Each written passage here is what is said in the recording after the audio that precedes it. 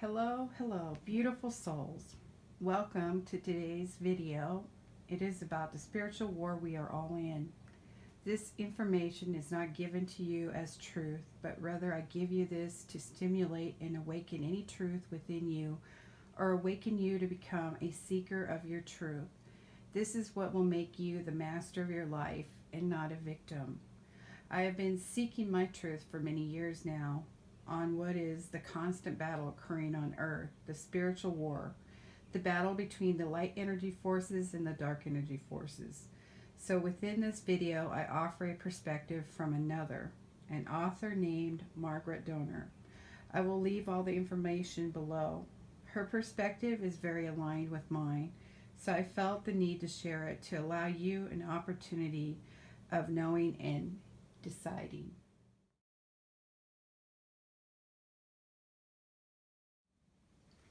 In a multiverse filled with duality, where there is light, there will also be dark. If there is up, there will also be down. Seekers and Starseeds are aware that this multiverse contains all types of life forms, both seen and unseen. They also know that some of these are friendly, while others are belligerent and mean-spirited. On the Earth and in the third and fourth dimensions, both positive and negative energies exist. Although it may not exist in the same manner for high-dimensional beings such as angels as it does on Earth, humans are well aware of both the negative and the positive poles. Most people first ask, when considering negative entities or energies, who is doing this? Some perhaps will not understand or want to acknowledge that there is a force or consciousness of negative energy that opposes the light bearers and those who are doing good work in the world. Perhaps it is also because most people do not believe enough in their personal power and have handed it over to others time and time again, and so they feel completely helpless when it comes to considering a family of dark. As a result, they may choose to ignore its influence in the world, which, of course, merely empowers the family of the dark. The family of dark needs the shadow to effectively operate in. Light reveals truth and so become their enemy. Recognizing the darkness does not make you evil. It means you have the strength and the light necessary to reveal it. Archangel Michael's ability to venture into dark places, reveal and overcome the darkness is due to the great light he carries. Strengthening your light and your resolve brings you the courage you will need to stand strong in and face the darkness and not run away in fear.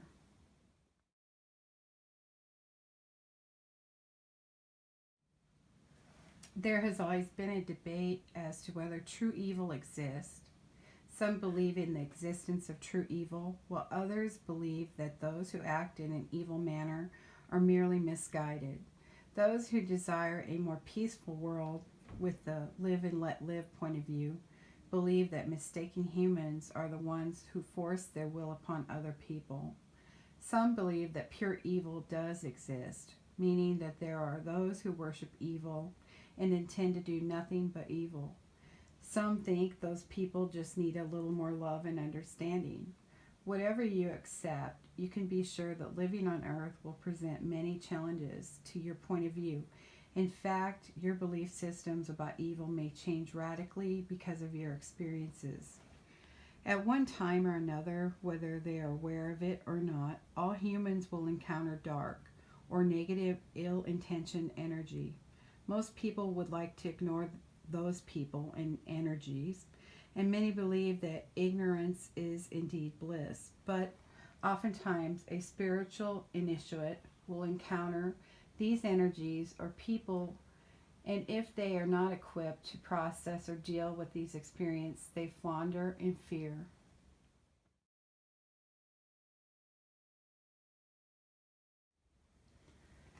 A seeker understands that where there is a family of light, there must also be a family of dark, for light always casts a shadow.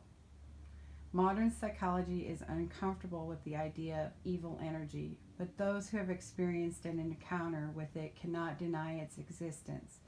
just as those who have seen an angel of light and love must accept its existence as fact. During their lifetime, there are many people who experience these extreme expressions of evil, and there are those who spend their entire life surrounded by this type of behavior. In fact, there are many people who doubt the existence of good, and certainly, given their life experience, they can make a case for it. But anyone with a balanced perspective understands that both good and evil exists on the planet. And most people have the potential to express both of these as well. Seekers are particularly interested in understanding human behavior, and because of this, they will encounter extreme expressions of both good and evil during their many lifetimes. They will study human behavior because they realize that human beings on the earth are emotionally the most complex life forms they will encounter anywhere throughout the galaxies. Because human beings have been given free will and a strong and powerful ego center, they are most interesting to study and observe. Although this may be shocking idea for many, it is important to understand that humans are studied and observed by a wide variety of beings from many dimensions. Many of you have encountered interactions with these multidimensional beings and have been afraid to speak of these events. Well, now you can. If the human race is to evolve, it is important that those who understand levels of reality beyond the three dimensions speak up. The big difference between a seeker and a non-seeker is that a seeker will consider humanity from the outside. What does this mean? It means that they will often observe humanity as though they are outsiders, and many times feel that they exist outside of the human race in some manner. If you have identified yourself as a star seed, but you are not typically a seeker, these feelings of being an outsider may also apply to you as well. Remember, the seekers are star seeds, but not all star seeds are seekers. Star seeds are human beings who clearly remember having incarnated on other planets.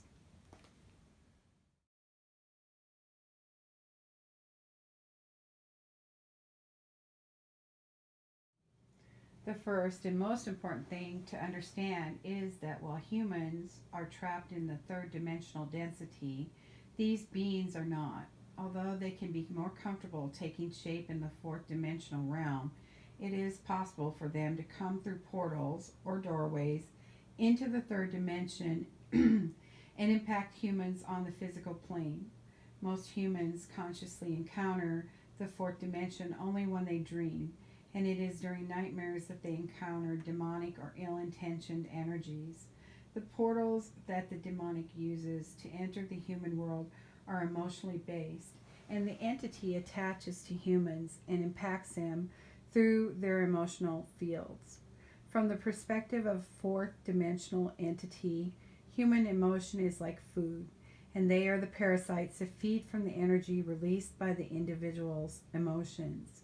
For example, different addictions attract different demonic energies, and an alcoholic is attracting, expressing different energy than a crack addict, a heroin addict, a sex addict, or a nicotine addict. Sometimes these parasitic energies will include lost souls.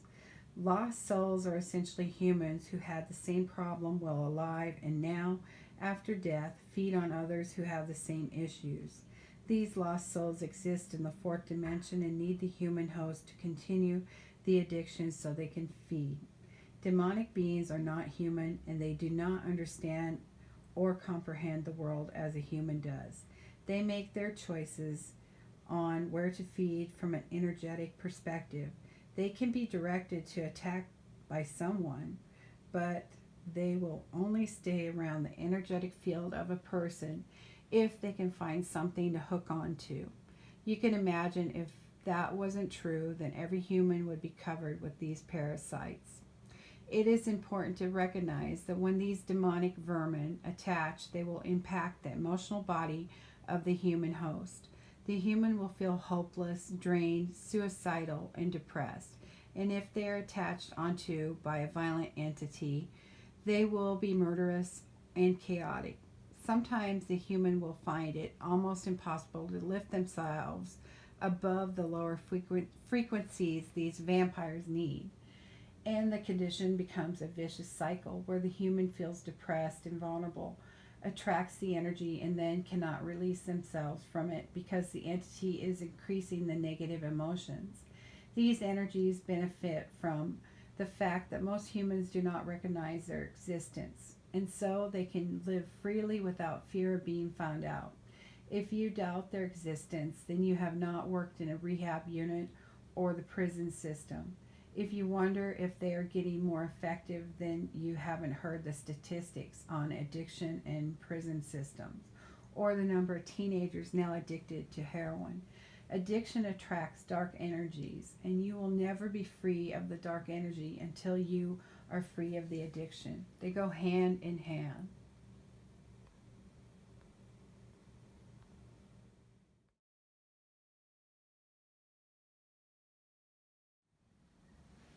Most starseeds, seekers, and light bearers have experienced psychic attacks, and they have wondered what these attackers are and how to protect themselves from these attacks. Why are they targeted? Who is targeting them? These are valid questions. Here are some of the main reasons these beings will attack or attach. First, because the host supplies emotionally fear-based nourishment for the attacker. Second, because the host is bringing light to the world, and the dark entity views them as a threat. Depending on how much light is brought, the mission of the light bearer, this will determine the nature and type of the attack. Third, the person suffering the attack has a karmic debt or past life attachment to the dark entity. For example, if someone was a dark witch or wizard in a past life and they brought evil energies through portals and then betrayed them, they could be attacked by them over and over again. If someone is conjuring dark energy in this life, the energy can also turn on them and attack them. Dark demons are unstable and will feed anywhere. 4. A long-standing family curse can be carried through generation to generation, or a curse can be put on someone by an unscrupulous psychic. 5. Someone is exploring metaphysical or physical realms and revealing information that might weaken the family of dark if it is revealed. Whistleblowers fall into this category as well. These are some of the reasons psychic attacks might happen. Each category varies in its complexity. There are certainly many subcategories within the categories.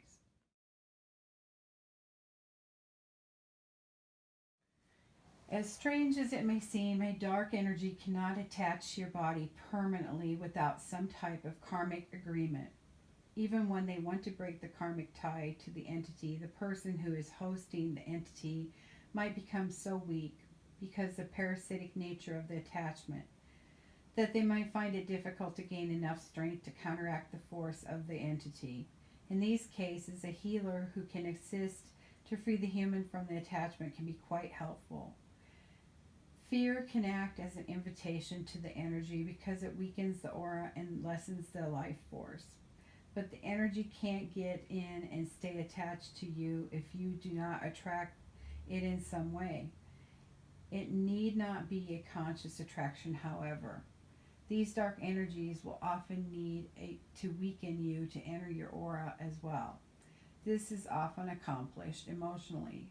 If they can't get to you directly, then they can get to you through friends and others. Emotions can be manipulated easily in your friends and family members. Betrayal, abandonment, poverty, jealousy, envy, guilt, all of these can be used to create chaos and weaken the intended victim. Once the emotional damage has been dealt, the energy can find an entryway. This is one reason it is important to do your emotional work. Being strong and clear, awake and aware is your best defense. Now, to understand who is doing the attacking, it is important to explain who some of these beings are.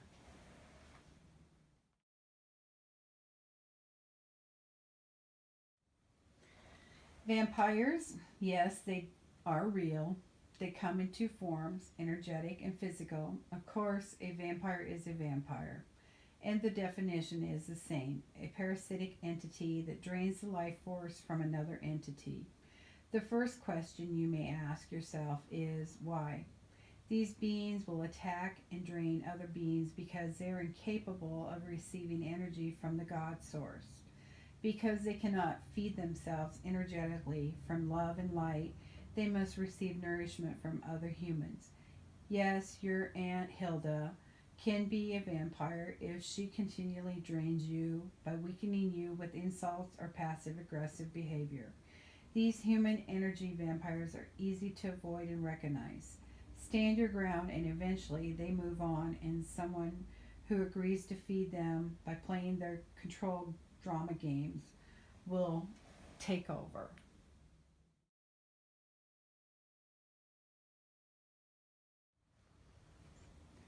Demons. Demons enter the earth through energetic portals. They are multidimensional energies. On the earth, they exist primarily on the fourth dimension. There are numerous demons. They infect the brain of the human and host inside it. They can alter the personality and even take over the human completely. This is most commonly known as a possession. None of the demonic subspecies know how to receive energy from light, so they need you to be their food source or battery charger because they need an energetic match to host on. They too are energetic parasites.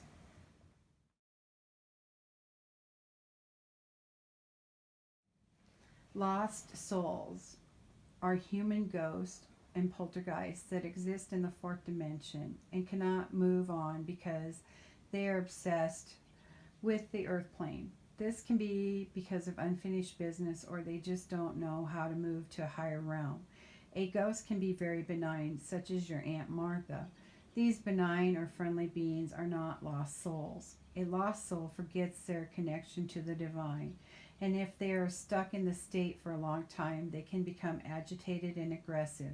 To move them on is possible, but it is not as easy as just suggesting go to the light. If you encounter a truly lost soul ghost, it is best to offer them what they need in terms of forgiveness or solace. You must honor their freedom and their free will, as these are human souls, and you cannot force them to go anywhere.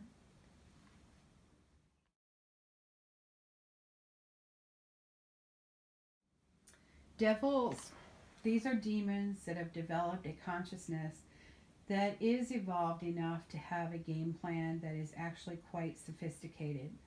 They not only feed off the lost souls, but will try to destroy humans who interfere with their intentions. They often guard large portals and feed off the lost souls trapped within these portals.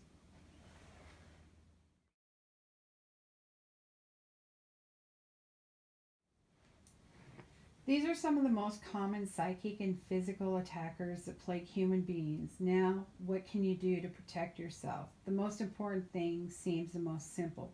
Do your personal homework and release your ego desires and your fears. They need your fear and ego to manipulate you. If you are being plagued by psychic attacks, you can call on Jesus. Regardless of your religious beliefs, Jesus will respond when called on for this task. What he taught was to use higher energy, which is really the frequency of unconditional love, to be rid of these beings. They hate the vibration of pure unconditional love and will flee it. You can also call Archangel Michael. He is a powerful energy and assists humans to clear the dark energies. Thank you for watching. Go in peace, love, and light, and may the power of the universe always accompany you. Bye.